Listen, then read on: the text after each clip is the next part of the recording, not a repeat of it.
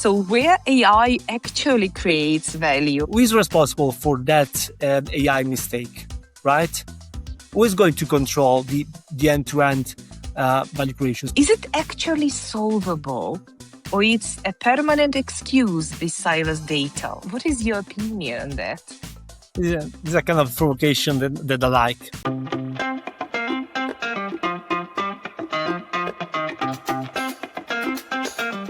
Hello, and welcome to Pharma Talks. It's me again. I'm Nataliya Andreychuk, CEO of Bizerver. And before we get started, I want to say you this. The opinions you will hear today are personal. They are from personal professional experience. They belong to my guest as the professional in marketing and omnichannel, not to any company, not to any employer. So that's why we are here together in Pharma Talks for honest, unfiltered conversation. My guest today, please welcome Matteo Colonna. He has a background that is very unusual for pharma. He studied theoretical physics at Sapienza University in Rome and somehow ended up being one of the sharper practitioners I know, at least in omnichannel transformation. He has worked inside consulting, a digital agency, and two major pharma companies. He also teaches the next generation of pharma leaders at Radar Academy in Milan. Matteo, I want to start and welcome you to this stage. Tell us a little bit about yourself. Yeah, thanks, Natalia, and hello, everyone. I'm very excited to be part of this talks today. The journey so far has been really great and not expected, let me say. As you were mentioning, I start with a theoretical physics background during my university. Then I started working as consultants for several industries and clients, focusing on how AI and digital and technology can really drive business growth and customer value. And then ending up joining 2 years ago the pharma industry. That is not going through this big transformation, right? So it's very exciting to be part of this in this particular moment in time. And again, thank you for the invite. I'm really happy to have this conversation with you and the audience today. Matteo, this is an amazing combination, theoretical physics and omnichannel and marketing and communication and digital transformation. I believe this is something which very unexpected as a combination and can deliver a real result with, some unexpected moves and decisions you have made during your journey. For our audience, what is very important, your opinion on what is actually happening in pharma today. So what is happening right now that makes omnichannel and AI is not an option anymore, but the reality? Yeah, this is a very good point, and this is very, I think, nice to start from there. As usually over the last years, we are really measuring a shift in how customer behave, in their preferences, their interest, mostly when they engage with pharma companies, right? So it's really a matter for us to starting from understanding their needs, their preferences, their interest before to drive and design any kind of targeted omnichannel experiences. This should be the real starting point to me. And the way I usually approach those technology is not starting from the technology itself, but starting from the business needs, from the customer needs that we need to solve. So it's very important that we firstly identify which is the business needs that we have. That could be something into our markets, or it could be something related to our customers, and then work back with the technology, which is the best technology that support those. So in my experience and my approach, digital, omnichannel, AI, technology in general are something that are really supporting in the business to achieve the growth and the value we want to deliver to our customers. So again, the transformation needs to start from there, really understanding customer needs, what their specifics, their interest, and then work back to identify the best way to address that. Matteo, absolutely. from the perspective of what changed. So we all have noticed that this omnichannel AI transformation is not a technology project anymore, right? It's more a business complex transformation. And with technology today, like you say, like before, we have been spending millions on market research. Now with social media listening tools, with everything what we can bring to the table, we really well equipped to deliver what our customers need and to deliver in terms of communication what they want to hear. But still, I think the devil is in the details. So the execution gap is really where we might be suffering because people, technology, and process, these are the milestones we all know. But it's important to understand where the gap is, what really breaks. You made a point, so somewhere in our conversation, that we only in the beginning we are scratching the surface about tools and processes, and there is a big chunk of this responsibility is still on people. So can you bring us your opinion? Where does this transformation really break?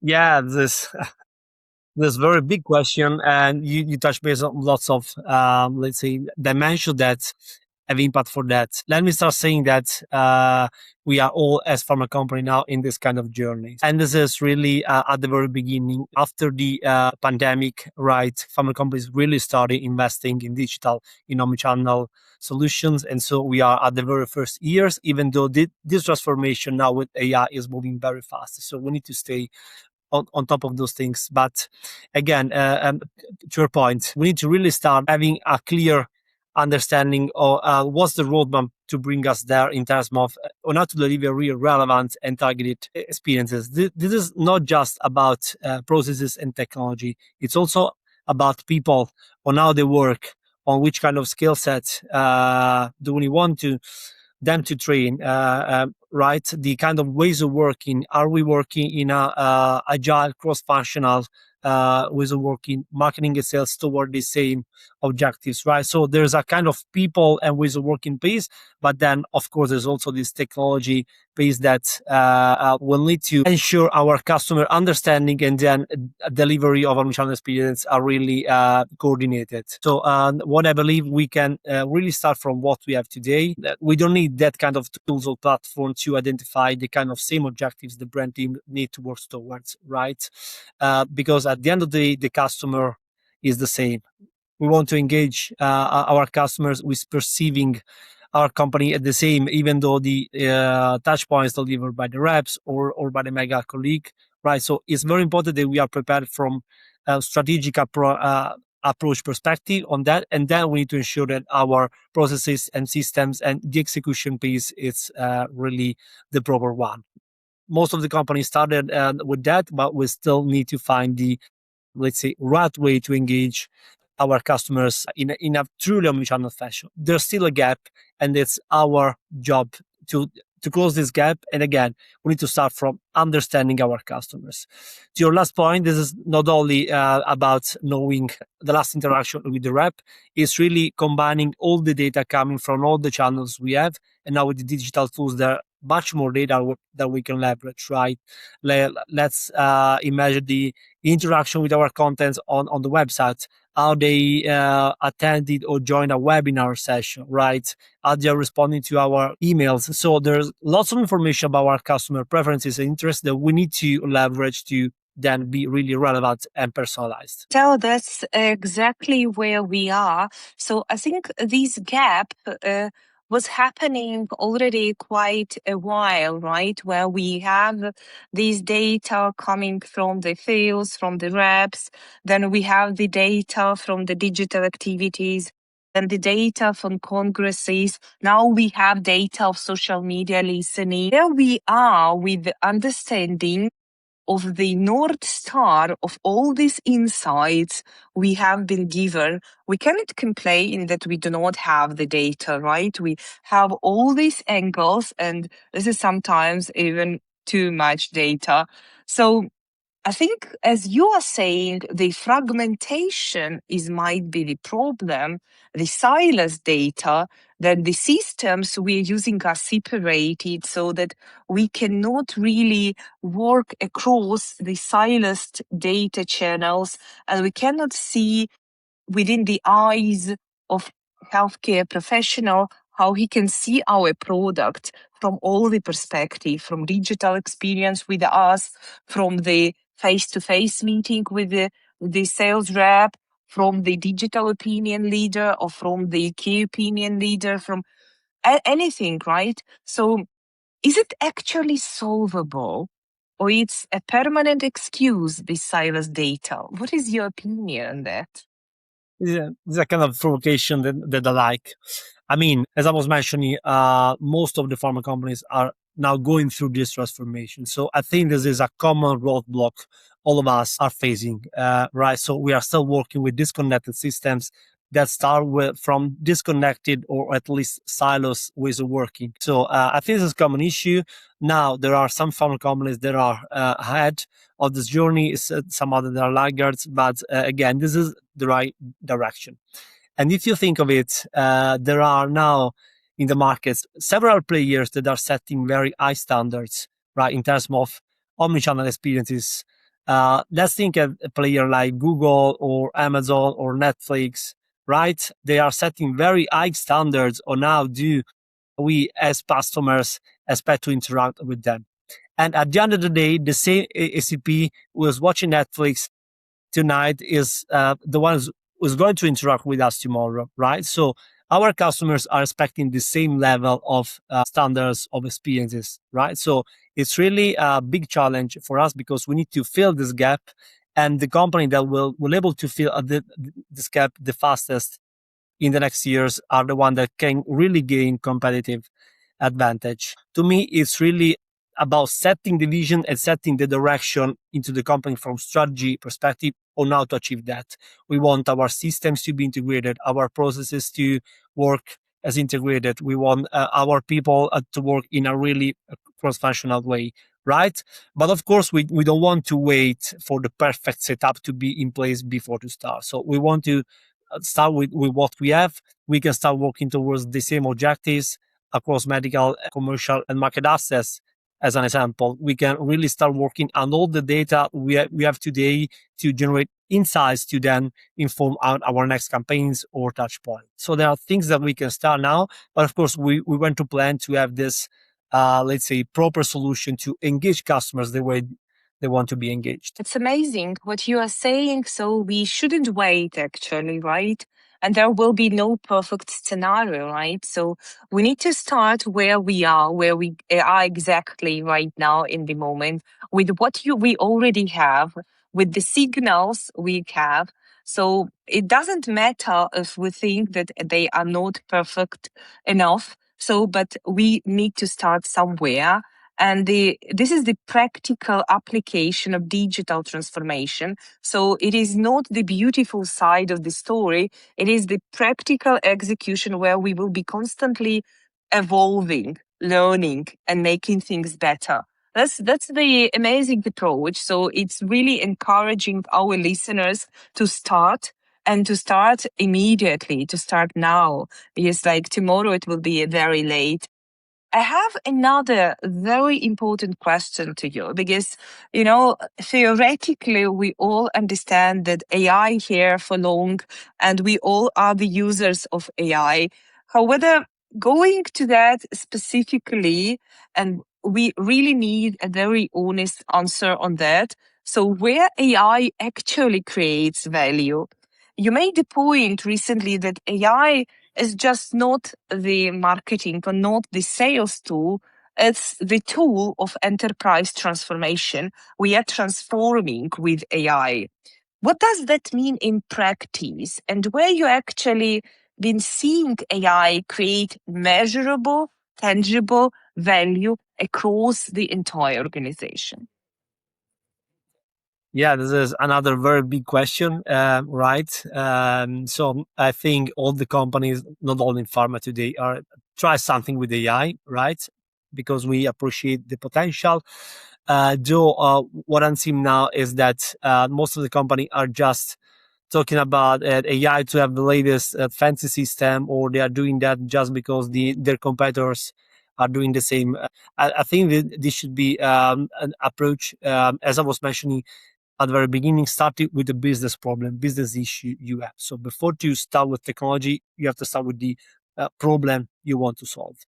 Once you identify that clearly, then you can identify how can AI help and which kind of AI, because you can have many. So I think this is one of the gaps that I'm seeing now. I think this is kind of natural at the very beginning of a journey. But again, the companies that can do this the other way around, starting from business problem, then play back to technology, are the one who will do better at the end of the day. Then also, how do we measure value? To your point, this is very critical, not only with AI, but with all the technology projects we put in place, right? Which is the business value? And this is the question that we are going to get more and more from leadership, because we want to identify the outcome, the real value we're going to bring to our business and our customers. And the other thing is, how do we make sure that our people really understand this new technology, can use it? Because otherwise it will be just a missed investment opportunity, right? It will be just a cost at the end of the day. Now to your second question, which are the use cases that we are seeing right now that are providing value to the companies? There are a few of them.